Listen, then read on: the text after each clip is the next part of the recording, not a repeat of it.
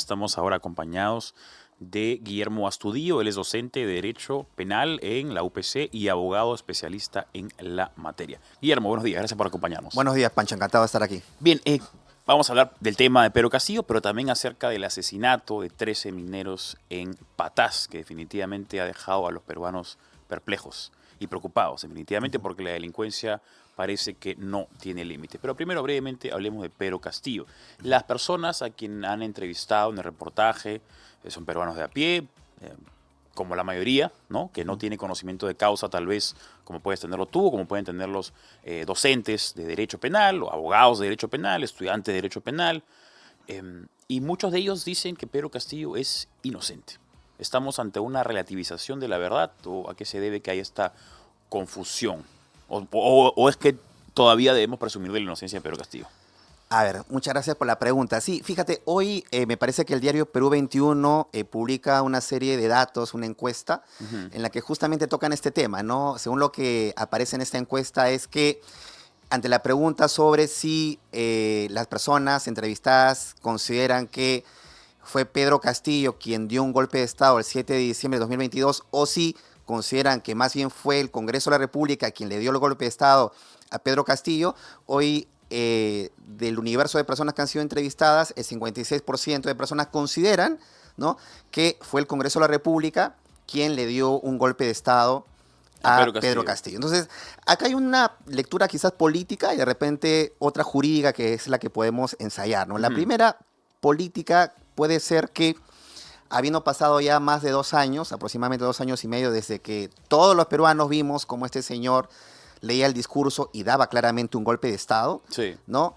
El factor del paso del tiempo también es un dato que relativiza un poco, ¿no?, los hechos que todos nosotros presenciamos. A pesar de que solo han sido 2 años. A pesar de que, efectivamente, a pesar de que ha pasado solamente 2 años y medio. Porque además el tema jurídico, que es un poco más técnico, es un poco más difícil incluso de advertir por las personas. El segundo factor que podemos también advertir para entender quizás por qué las personas consideran esto, es que, fíjate, las personas que estuvieron a cargo justamente de llevar adelante el arresto de Pedro Castillo hoy están prácticamente deslegitimadas, ¿no?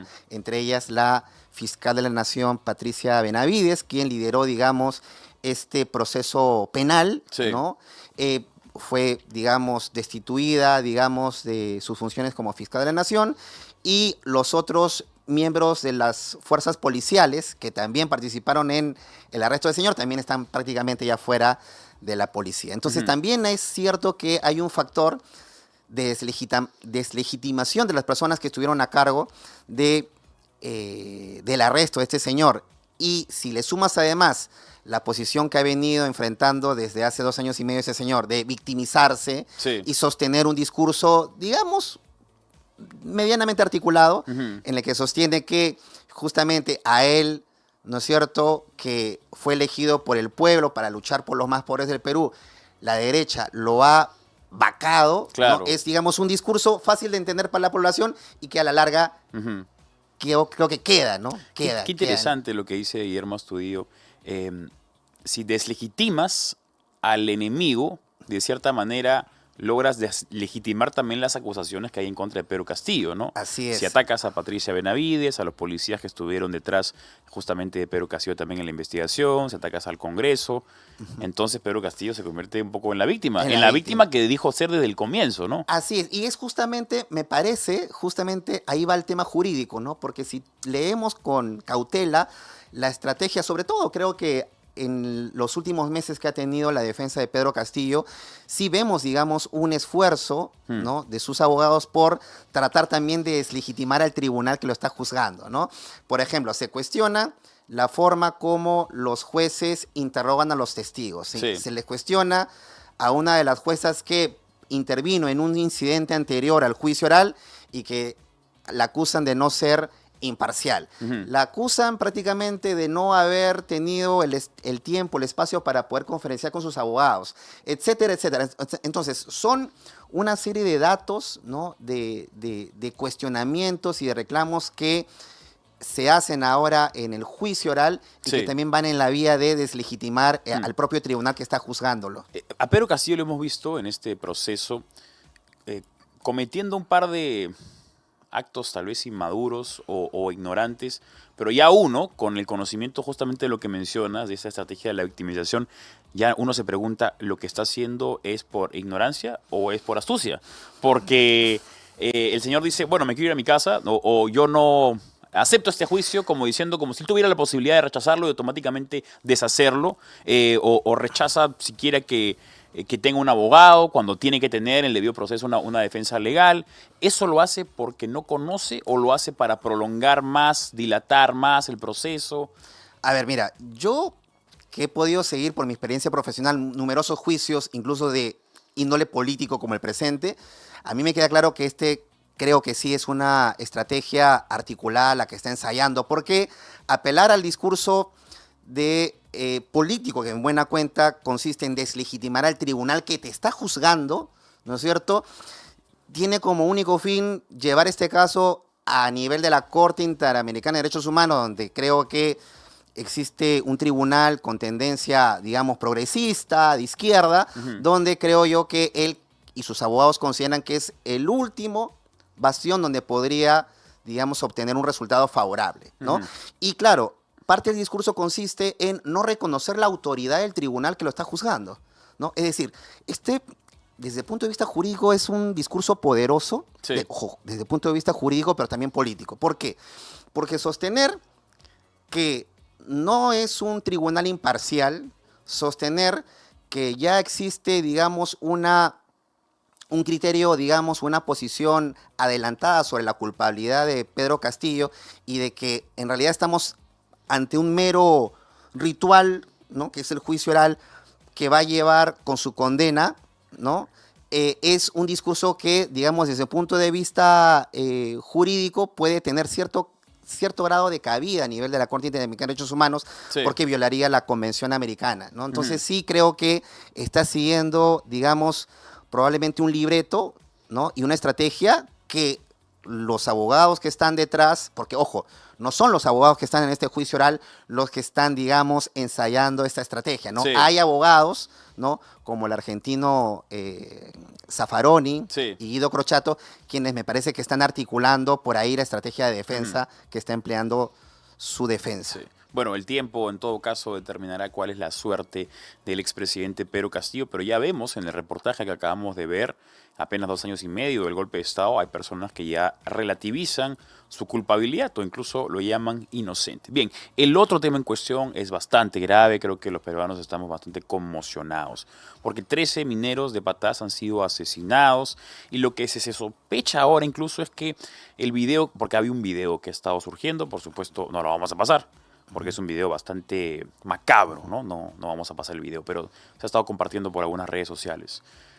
Se sospecha que este video ocurrió incluso antes de que se hiciera la denuncia del secuestro, porque hubo una solicitud de dinero a cambio de la vida de estas personas y finalmente han sido asesinados estos mineros. El alcalde de Patás está desesperado, ¿no? Está bastante descontento con el poco apoyo que reciben. Escuchemos lo que dijo Aldo Carlos Mariño, alcalde de Patás.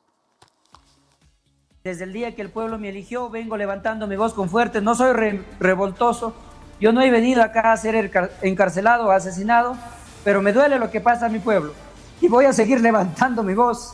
Voy a hacer mi marcha de sacrificio hasta Lima. El 12 de mayo arranco, porque este pueblo no puede seguir siendo ultrajado. Y en verdad, si me meten a la cárcel o me asesinan, el único responsable va a ser el gobierno central. Y en verdad no quiero ser cómplice de esta porquería, de esta basura. Prefiero que me asesinen. Prefiero ser encarcelado. Muchas gracias. No puedo continuar. Alcalde, Espero ¿por qué entienda. nos dice usted que prefiere que lo asesinen? ¿Usted ha sido víctima de amenazas? Voy a decirle que voy a seguir luchando. Nadie me va a callar. Voy a continuar y que pase lo que tenga que pasarme. El alcalde de Patás, Aldo Carlos Mariño, era quien escuchábamos o veíamos para aquellos que nos siguen de manera audiovisual. Se le ve conmocionado y se le ve una conmoción sincera A mi parecer no es una conmoción actuada. Y él culpa directamente al gobierno central. Indistintamente de si es responsabilidad directa o absoluta del gobierno central, la acusación está hecha y esto de acá va a ser un revés, pero fortísimo para el gobierno central. ¿Qué está sucediendo en Patás? Porque esto de acá no es la primera vez que escuchamos un episodio de esta magnitud. Claro, a ver, lo que está sucediendo aquí básicamente es una muestra de quién ejerce realmente el poder y la autoridad en esa región, ¿no? Ujú. O sea, claramente, a pesar de que esa región está en un estado de emergencia y se supone que debe tener presencia policial y militar, claramente ellos, los policías y militares, no son los que dominan, ¿no es cierto?, esa región. O sea, Ujú. el crimen organizado, ¿no es cierto?, y las personas que han estado detrás de este asesinato, son los que realmente tienen el dominio de toda esa localidad. Y lamentablemente creo que esto sí toca de lleno al gobierno porque el papelón que hizo el primer ministro el miércoles pasado, cuando Ujú. todos escuchamos, ya habiendo conocido de que Sí. el secuestro ocurrió el sábado 26 de abril, y el miércoles 30, que el presidente del gobierno, presidente del Consejo de Ministros salga y descarte y que no esté en capacidad de confirmar la veracidad de este secuestro que denunciaban los familiares, creo que refleja de lleno la inacción, la indolencia de este gobierno para afrontar el problema de la seguridad ciudadana que estamos viviendo, no solamente en Patás, sino a nivel de todo el Perú. Entonces, lo que creo que tendría que ocurrir ahora es primero que el gobierno asuma una responsabilidad política, la que corresponda, ¿no es cierto? Pero al mismo tiempo lo que tiene que hacer el gobierno es poner manos a la obra inmediatamente y darle una solución al problema de la inseguridad en esta región, ¿no? Herramientas jurídicas existen, por supuesto que existen, ¿no? Y se venía anunciando desde hace varios meses atrás, ¿no? Que, por ejemplo, si se tiene identificada, como creo que se tiene identificada, cuáles son los puntos de las unidades mineras de estos mineros informales, ya creo que el gobierno pudo haber hecho, si no lo ha hecho, bueno, debería hacerlo, iniciar los procedimientos de interdicción de la minería ilegal y proceder a la incautación o a la destrucción de todos estos Sí. puntos, ¿no es cierto? Ahora, hay un punto también que se aleja de lo conceptual, ingresa a lo jurídico y hay que hacer una diferenciación, que es que, por una parte, si somos más draconianos, podemos determinar que todo lo que está fuera de lo legal es ilegal. Pero en este caso, para aquellos que conocen bastante acerca de minería, sí hay excepciones puntuales con diferencias. La gran minería, la pequeña minería, Y la minería artesanal. y la tienes la ilegal, la informal y la artesanal. Muchos peruanos son mineros artesanales, se han tratado de formalizar con el dichoso Reinfo, no lo logran y el problema está en cuando el ilegal se disfraza de informal o de artesanal para justificar su existencia. ¿Qué se puede hacer ahí jurídicamente como para poder separar la paja del trigo? Ahí, a ver, el tema del procedimiento de formalización de la minería informal tiene una serie de requisitos que cada una de estas personas que se dedican a esta actividad tienen que seguir. Pero no solamente es esa norma, ¿no? Hay otras normas que van a encontrarse ahí, como todas aquellas normas incluso que atentan contra el medio ambiente o la ecología. Normalmente todas estas actividades que se desarrollan, ¿no es cierto?, afectan el medio ambiente. Entonces la policía y la fiscalía especializada en medio ambiente, ¿no es cierto?, si de verdad está en capacidad de hacer su trabajo, debería inspeccionar todos estos puntos y proceder conforme a sus atribuciones a si efectivamente lo más probable es que estos artesanos estén afectando el medio ambiente, pues proceder conforme a ley, seguramente a clausurarlos, a verificar o ubicar esos puntos, ¿no?